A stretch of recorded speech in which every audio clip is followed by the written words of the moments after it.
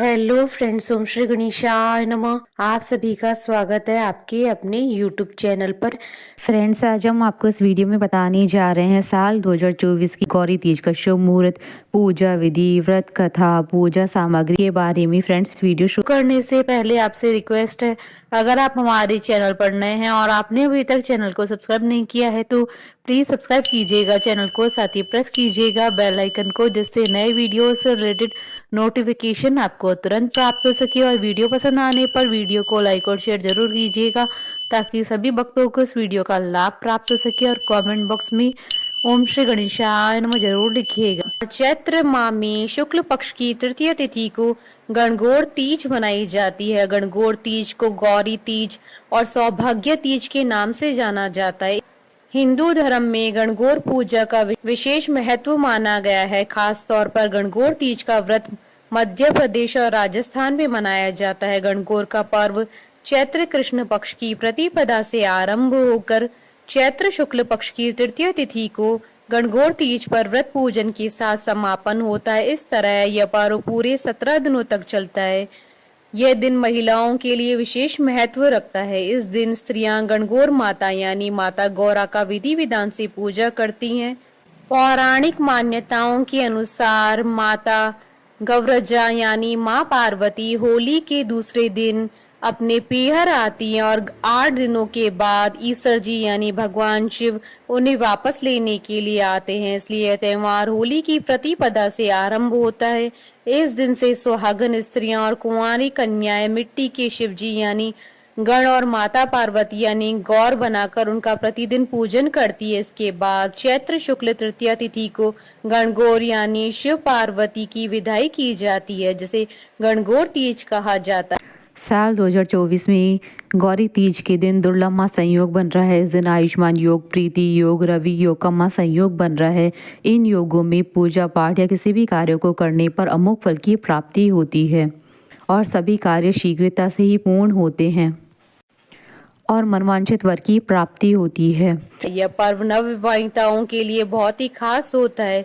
महिलाएं रोज सुबह उठकर दूब और फूल चुनकर लाती है और उन दूबों से दूध के छींटे मिट्टी की बनी हुई गणगौर माता को देती हैं। फिर चैत्र शुक्ल द्वितीया के दिन किसी नदी, तालाब या सरोवर पर जाकर अपनी पूजी हुई गणगौरों को पानी पिलाया जाता है। चैत्र शुक्ल पक्ष की तृतीया की शाम को गणगौर का विसर्जन कर दिया जाता है। गणगौर तीज पर सुहागनें अपनी पति की लंबी आयु और कुंवारी लड़कियां अच्छे वर की प्राप्ति के लिए व्रत करती हैं। फ्रेंड्स, अब आइए जानते हैं गौरी पूजा की शुभ मुहूर्त के बारे में। हिंदू पंचांग के अनुसार गौरी तीज 11 अप्रैल 2024 गुरुवार के दिन है। चैत्र शुक्ल तृतीया तिथि प्रारंभ होगी 10 अप्रैल 2024 को शाम 5:32 पर और चैत्र शुक्ल तृतीया तिथि का समापन होगा 11 अप्रैल 2024 को दोपहर 3:03 तक। उदय तिथि के आधार पर गौरी तीज 11 अप्रैल 2024 को है और इस दिन प्रीति योग का प्रारंभ होगा 10 अप्रैल 2024 को सुबह 10:37 से अगले दिन 11 अप्रैल 2024 को सुबह 7:19 तक।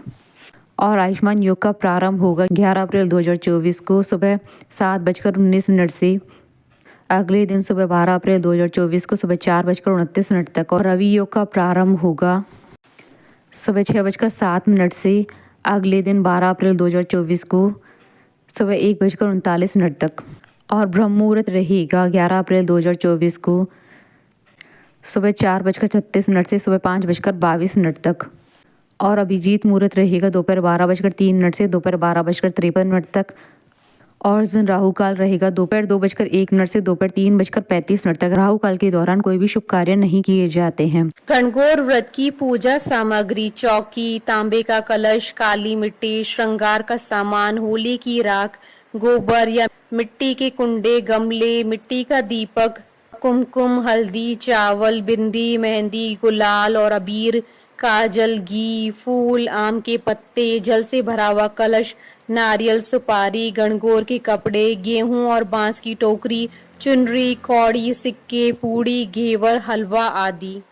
गणगौर व्रत की पूजा विधि: चैत्र शुक्ल द्वितीया तिथि को किसी पवित्र तीर्थ स्थल या पास के सरोवर पर जाएं और वहां गौरा जी को स्नान करवाएं। इसके बाद चैत्र शुक्ल की तृतीया यानी गणगौर तीज पर व्रत करें और विधि विधान से गणगौर जी की पूजा करें।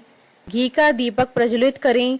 हल्दी एवं कुमकुम से मिट्टी के बने हुए गणगौर का तिलक करें। माता गौरी को सिंदूर, अक्षत, पुष्प अर्पित करके वहीं थोड़ा सा सिंदूर अपने माथे पर लगाएं। एक कागज लेकर उसके ऊपर 16 मेहंदी, 16 कुमकुम और 16 काजल की बिंदी लगाएं और माता को अर्पित कर दें। पूजा संपन्न करने के बाद व्रत कथा पढ़ें। इसके बाद विसर्जन करके व्रत का पारण करें।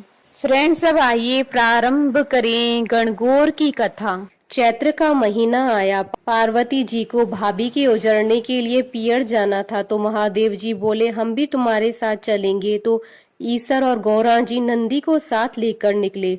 महादेव जी नंदी पर बैठे और पार्वती जी पैदल चलने लगी। तो लोग कहने लगे, देखो आदमी तो सवारी पर बैठा है, औरत को पैदल चला रहा है। महादेव जी उतरे, पार्वती को नंदी पर बैठाया। ये देख लोग कहने लगे, देखो औरत सवारी पर बैठी है और पति पैदल चल रहा है। ऐसा सुन पार्वती जी भी उतर गईं। दोनों पैदल चलने लगे, साथ में नंदी भी चलने लगा। अब लोग बोले, देखो वाहन होते हुए भी दोनों पैदल चल रहे हैं।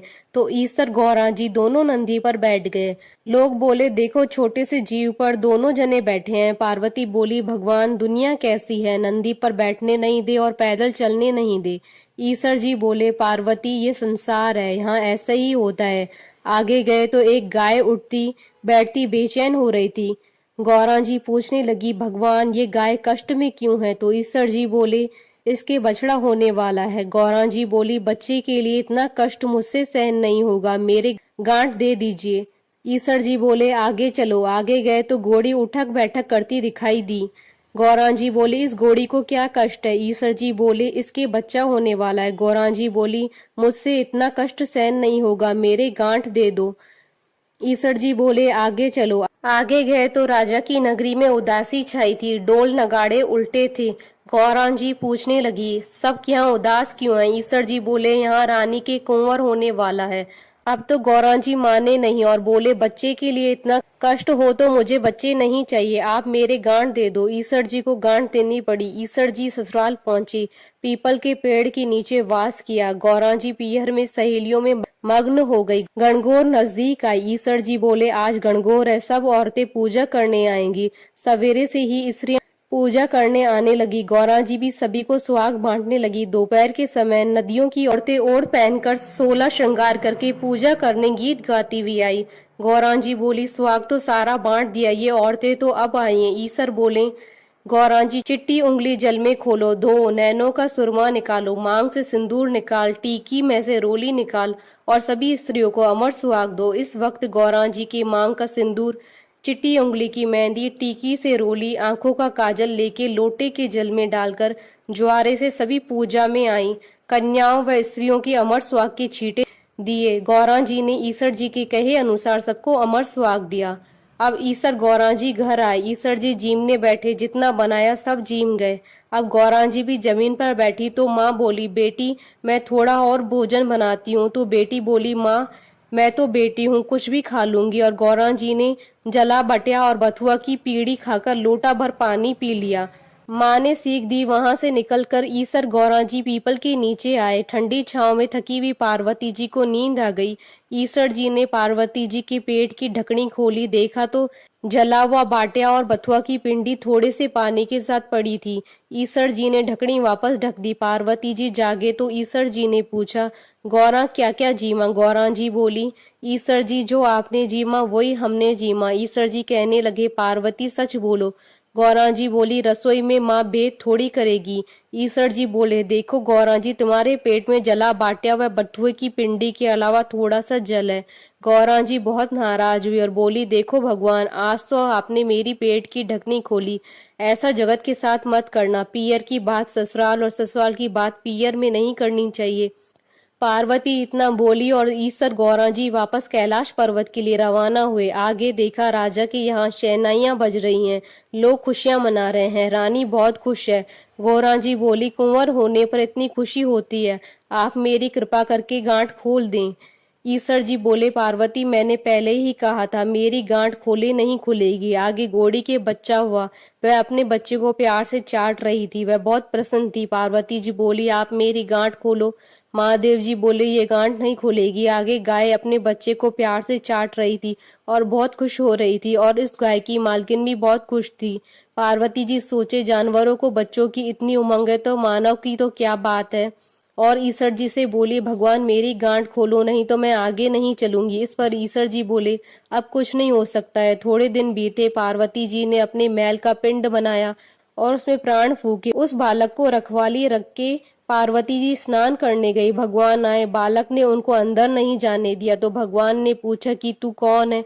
बालक बोला, मैं पार्वती पुत्र हूँ। भगवान सोचे, ये पुत्र कहाँ से आया, और त्रिशूल से उस बालक का गला काट दिया। माँ पार्वती जी आई, देखा और बोली, भगवान मेरे पुत्र को वापस जीवित करो। तो शिव जी ने गणों को भेजा कि जो स्त्री अपने पुत्र से विमुख होकर पीठ देकर सो रही हो, उसी बच्चे का सिर काट कर ले आओ।